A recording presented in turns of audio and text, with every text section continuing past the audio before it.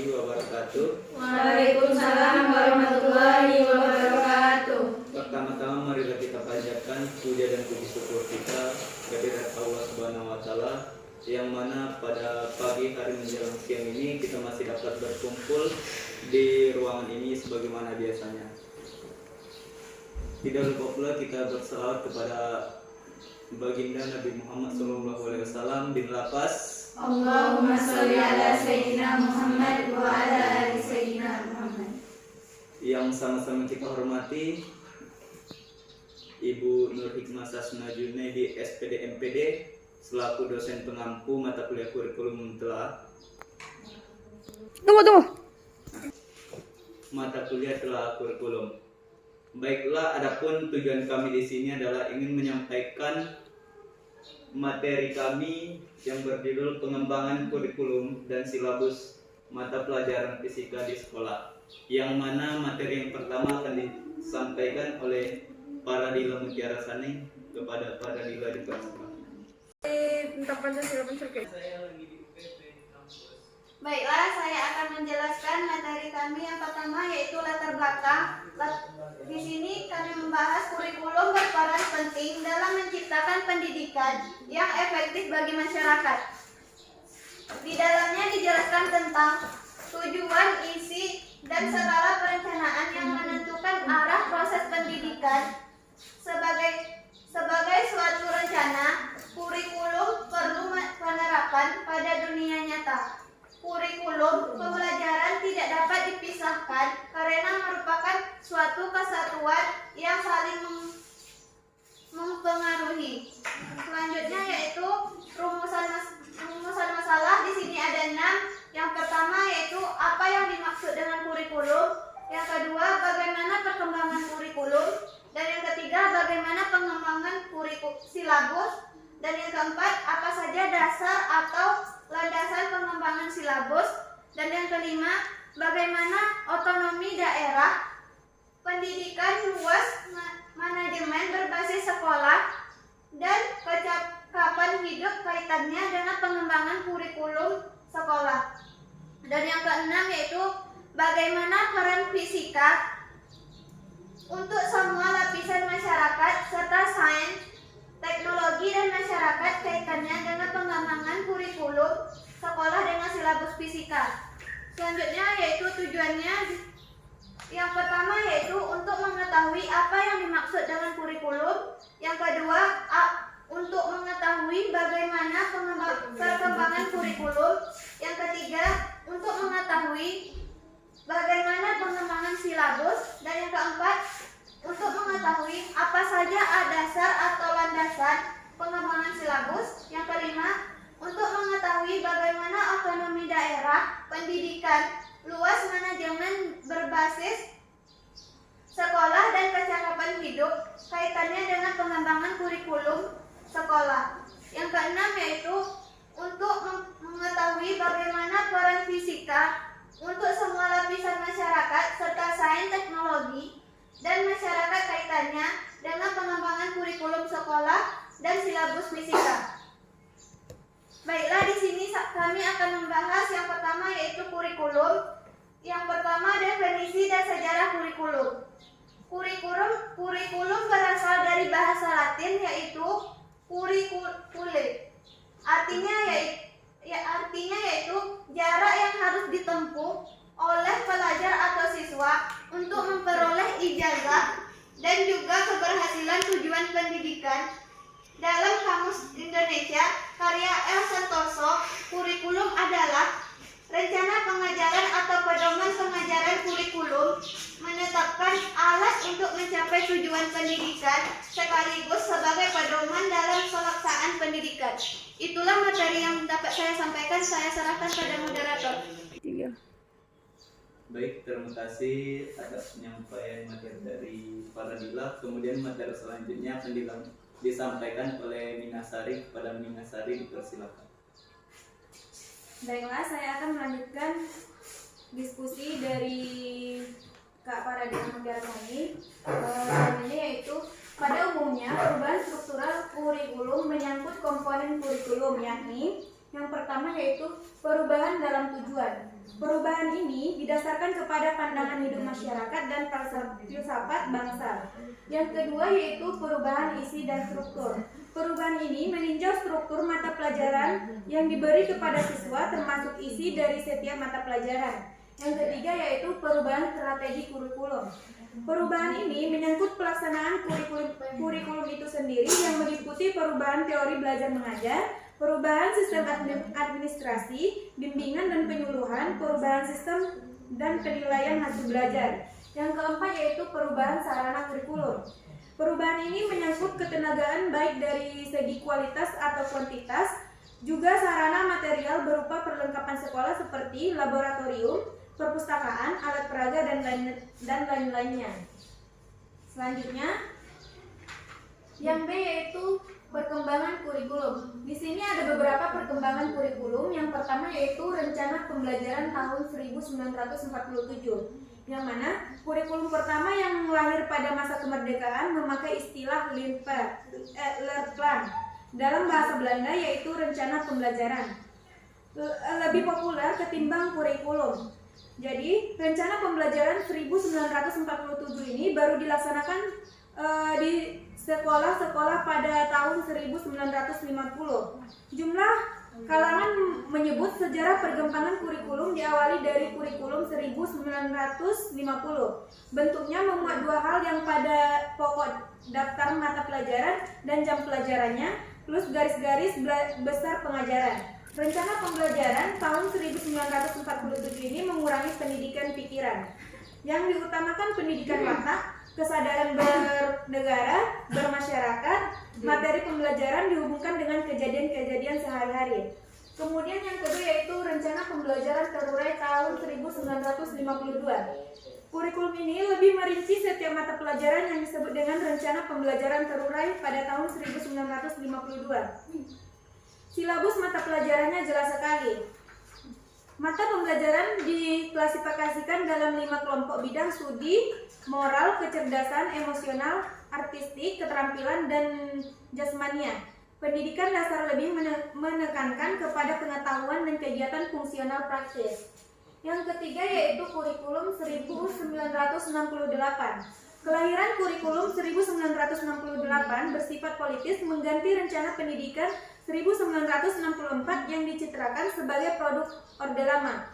Tujuannya pada pembentukan manusia Pancasila sejati. Kurikulum 1968 menekankan pendekatan organisasi, materi pembelajaran kelompok, pembinaan Pancasila, pengetahuan dasar, dan kecakapan khusus. Jumlah pembelajarannya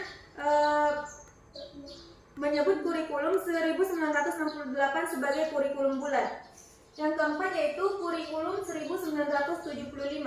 Kurikulum 1975 menekankan pada tujuan agar pendidikan lebih efisien dan efektif. Yang melatar belakanginya adalah pengaruh konsep di bidang manajemen, yaitu MBO atau manajemen by objective yang terkenal saat itu. Metode, materi, dan tujuan pengajaran dirinci dalam prosedur pengembangan sistem instruksional.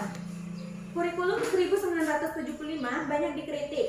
Pendidikan di bidang sibuk menulis rincian apa yang akan dicapai dari setiap kegiatan pembelajaran.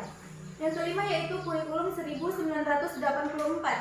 Kurikulum 1984 mengusung proses skill approach. Meski mengutamakan pendekatan proses, tetapi faktor tujuan tetap penting. Kurikulum ini juga sering disebut dengan kurikulum 1975 yang disempurnakan. Posisi peserta didik ditempatkan sebagai subjek belajar. Yang keenam yaitu kurikulum 1994 dan suplemen. Kurikulum 1999, kurikulum 1994 bergulir lebih pada upaya memadukan kurikulum-kurikulum sebelumnya. Jiwanya ingin mengkombinasikan antara kurikulum 1975 dan kurikulum 1984 antara pendekatan proses. Kurikulum 1994 menjelma menjadi kurikulum super padat. Yang ketujuh yaitu kurikulum 2004 atau kurikulum berbasis kompetensi. Kurikulum berbasis kompetensi, setiap pelajaran diurai berdasarkan kompetensi apakah yang mesti dicapai peserta didik. KBK atau Kurikulum berbasis kompetensi ini bertujuan untuk mengeksplorasi kemampuan peserta didik secara optimal, mengkonstruk apa yang telah dipelajari dan dapat diterapkan dalam kehidupan sehari-hari. Kurikulum berbasis kompetensi ini berupaya untuk mengkondisikan setiap peserta didik supaya memiliki pengetahuan, keterampilan, sikap dan nilai-nilai yang diwujudkan dalam kebiasaan berpikir dan bertindak sehingga proses menyampaikan pembelajarannya harus bersifat kontekstual. Yang kedelapan yaitu kurikulum tingkat satuan pendidikan atau KTSP. 2006 diuji coba yaitu kurikulum berbasis kompetensi. Dihentikan, muncullah kurikulum tingkat satuan pendidikan. Pendidikan nasional harus menjamin pemerataan kesempatan pendidikan, peningkatan mutu dan relevansi serta efisien manajemen pendidikan. Pemerataan kesempatan pendidikan diwujudkan dalam program wajib besar dalam 9 tahun. Kemudian yang terakhir yaitu kurikulum 2013. Kurikulum 2013, alasan penting pengembangan dari kurikulum 2013 ini adalah karena adanya tantangan masa depan, yaitu yang pertama globalisasi, yaitu yang kedua yaitu masalah lingkungan hidup, yang ketiga kemajuan teknologi informasi, yang keempat konvergensi ilmu dan teknologi, yang kelima ekonomi berbasis pengetahuan, yang keenam kebangkitan industri kreatif dan budaya, yang ketujuh pergeseran kekuatan ekonomi dunia, yang kedelapan pengaruh dan imbas teknosains, yang kesembilan yaitu mutu investasi dan transformasi pada sektor pendidikan, yang kesepuluh yaitu materi TIMSS dan analisis pengembangan kurikulum dan pembelajaran PISA. Alasan lain kenapa harus mengembangkan kurikulum 2013 ini adalah karena orientasi kompetensi masa depan. Kurikulum 2013 penting dirumuskan karena menurut persepsi masyarakat, kurikulum lama telah menitik beratkan pada aspek kognitif, beban siswa terlalu berat dan kurang bermuatan karakter. Kemudian muncullah fenomena negatif dan yang mengemukakan seperti perkelahian antar pelajar, narkoba, korupsi, pelani kecurangan dalam ujian, dan gejolak masyarakat. Terakhirnya, karena adanya pengembangan pengetahuan dan pada geologi, yaitu neurologi, psikologi, dan observasi based discovery learning, dan collaborative learning. Baik, itulah yang dapat saya sampaikan. Saya kembalikan ke moderator. Baik, terima kasih kepada Minasari atas penyampaian materinya. Untuk materi selanjutnya akan disampaikan oleh Maria Ulfa. Kepada Maria Ulfa dipersilakan. Baik, terima kasih sebelumnya kepada moderator, dan saya akan melanjutkan materi selanjutnya yaitu yang C, pengembangan silabus. Silabus adalah rencana pembelajaran pada suatu dan atau kelompok mata pelajaran atau tema tertentu yang mencakup standar kompetensi dasar, materi pokok atau pembelajaran, kegiatan pembelajaran, indikator, penilaian, alokasi waktu, dan sumber atau bahan alat belajar. Silabus merupakan penjabaran standar kompetensi dan kompetensi dasar ke dalam materi pokok pembelajaran, kegiatan pembelajaran, dan indikator pencapaian kompetensi untuk penilaian. Nah, di sini ada dua untuk pencapaian penilaian. Yang A, prinsip pengembangan silabus. Prinsip pengembangan silabus ini ada beberapa. Yang pertama, ilmiah. Ilmiah secara keseluruhan materi dan kegiatan yang menjadi muatan dalam silabus harus benar. Yang kedua, relevan. Di sini harus cukup kedalaman tingkat kesukaran atau urutan penyajian materi dalam silabus sesuai tingkat perkembangan fisik, intelektual, sosial, emosional, dan spiritual peserta didik. Yang ketiga, sistematis, yaitu komponen silabus saling berhubungan secara fungsional dalam mencapai kompetensi. Yang keempat, konsisten. Adanya hubungan yang konsisten antara kompetensi dasar, indikator, materi pokok, pengalaman belajar, sumber belajar, dan sistem penilaian. Yang kelima, memadai. Mencakup indikator, materi pokok, pengalaman belajar, sumber belajar, dan sistem penilaian cukup untuk menunjang pencapaian kompetensi dasar.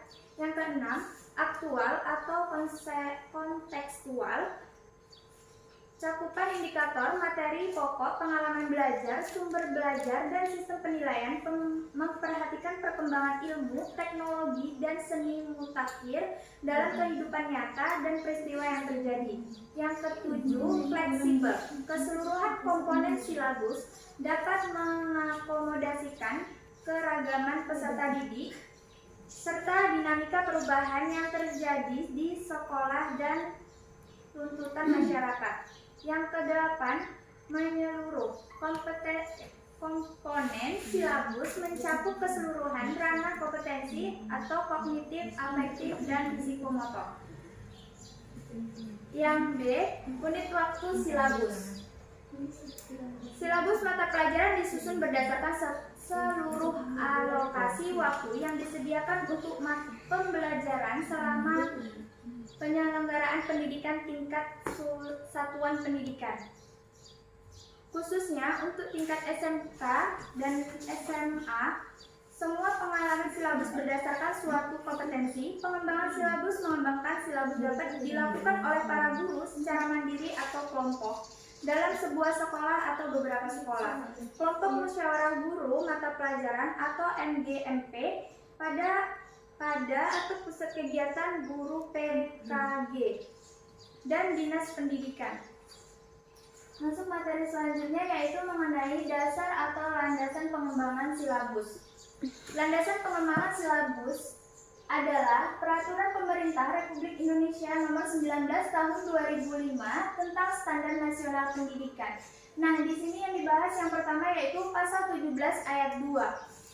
Sekolah dan komite sekolah atau madrasah dan komite madrasah mengembangkan kurikulum tingkat satuan pendidikan dan silabusnya berdasarkan kerangka dalam kurikulum dan standar kompetensi lulusan di bawah supervisi dinas kabupaten atau kota yang bertanggung jawab di bidang pendidikan untuk SD, SMP, SMA, dan SMK, dan departemen yang menangani urusan pemerintah di bidang agama untuk MI, MTS, MA, dan MAK.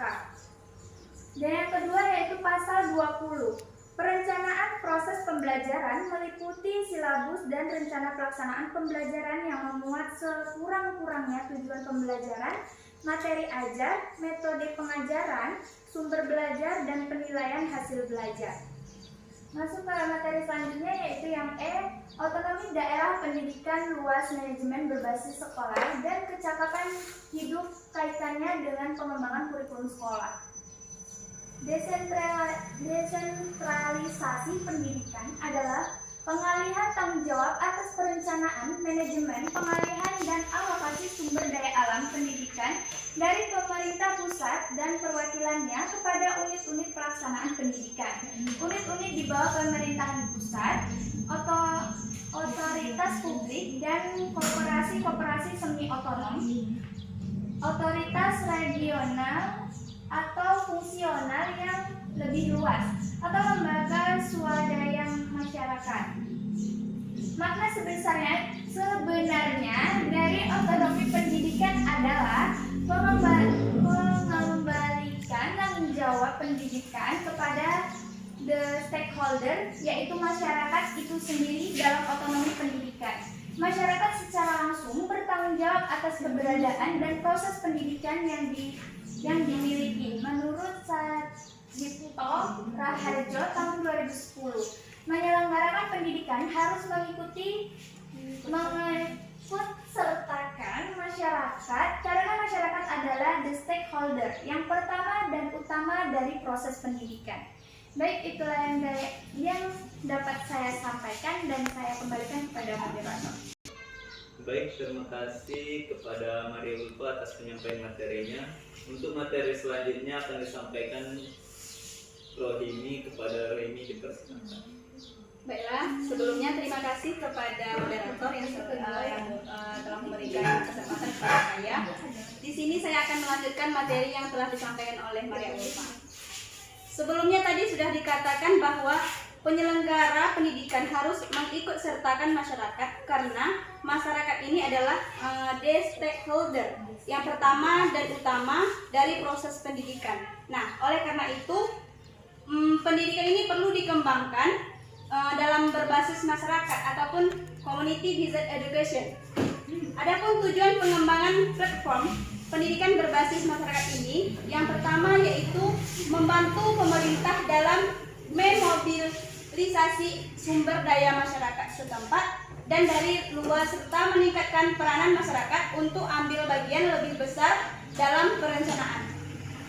Yang kedua yaitu mendorong perubahan sikap dan persepsi masyarakat terhadap rasa kepemilikan sekolah tersebut dan rasa tanggung jawab. Kemudian yang ketiga, mendukung inisiatif pemerintah dalam meningkatkan partisipasi masyarakat terhadap sekolah melalui kebijakan desentralisasi. Kemudian yang keempat, mendukung peranan masyarakat dalam mengembangkan inovasi kelembagaan untuk melengkapi, meningkatkan, dan mengganti peran sekolah dan untuk meningkatkan mutu dan relevansi, membuka kesempatan lebih besar dalam memperoleh pendidikan, serta meningkatkan efisiensi manajemen pendidikan dasar untuk wajib belajar pendidikan dasar, menengah, dan pendidikan tinggi.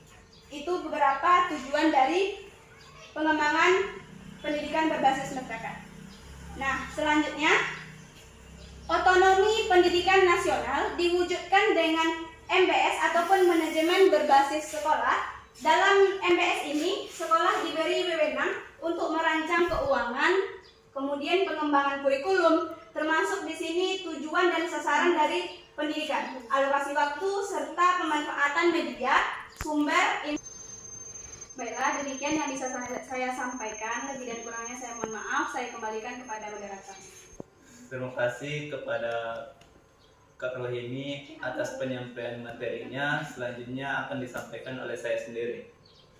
Kita masuk ke materi selanjutnya, yaitu fisika untuk semua lapisan masyarakat serta sains, teknologi, dan masyarakat, kaitannya dengan pengembangan kurikulum sekolah dan silabus fisika. MBS atau manajemen berbasis sekolah.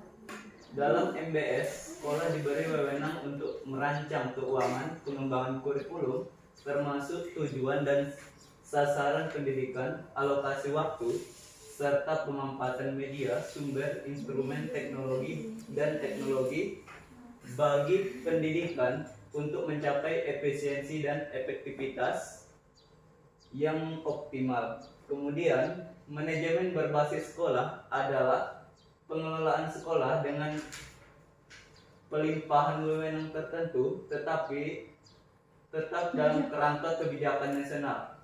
Konsep desentralisasi dalam sistem pendidikan nasional lebih mengacu pada sekolah manajemen mandiri atau self-managing school daripada penyelenggaraan mandiri atau governing school.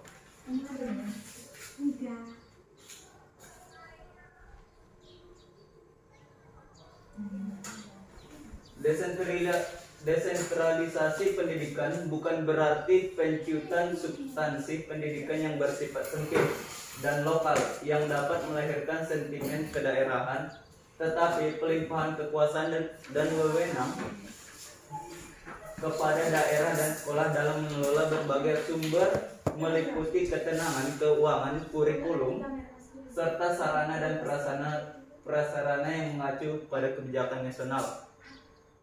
Dalam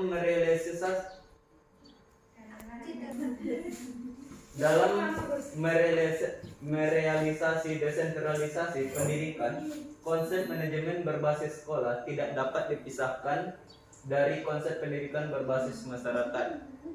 Di era otonomi, partisipasi masyarakat sebagai kekuatan kontrol dalam penyelenggaraan pendidikan sangatlah penting. Partisipasi masyarakat diharapkan dapat menjadi kekuatan kontrol bagi pelaksanaan dan peningkatan kualitas sekolah tersebut. Baik, mungkin itu penyampaian materi dari kami. Untuk kesimpulannya, di mana kurikulum berasal dari bahasa Latin yaitu curriculae, yang artinya jarak yang harus ditempuh oleh pelajar atau seorang siswa untuk memperoleh ijazah dan juga keberhasilannya tujuan pendidikan tersebut. Dalam Kamus Bahasa Indonesia, karya El Santoso, kurikulum adalah rencana pengajaran atau pedoman pengajaran di mana kurikulum merupakan alat untuk mencapai tujuan pendidikan sekaligus sebagai pedoman dalam pelaksanaan pendidikan. Kurikulum dapat atau paling tidak sedikit meramalkan hasil pendidikan atau pengajaran yang diharapkan karena ia menunjukkan apa yang harus dipelajari dan kegiatan apa yang harus dialami oleh seorang peserta didik. Pembaruan kurikulum perlu dilakukan sebab tidak ada satu kurikulum yang sesuai dengan sepanjang masa. Kurikulum harus dapat menyesuaikan dengan perkembangan zaman yang senantiasa cenderung berubah. Kemudian sarannya di mana kami selaku pemakalah menyadari dalam penyusunan makalah ini masih jauh dari kata sempurna, baik tata cara penulisan dan bahasa yang digunakan maupun dari segi penyajian materinya. Untuk itu, kritik dan saran dari dosen dalam penyusunan makalah ini sangatlah kami harapkan agar dalam penugasan yang akan datang lebih baik dan cukup sempurna lagi.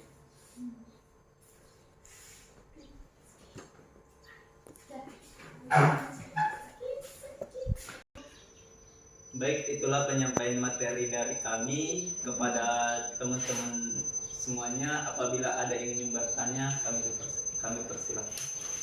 Pindah boy.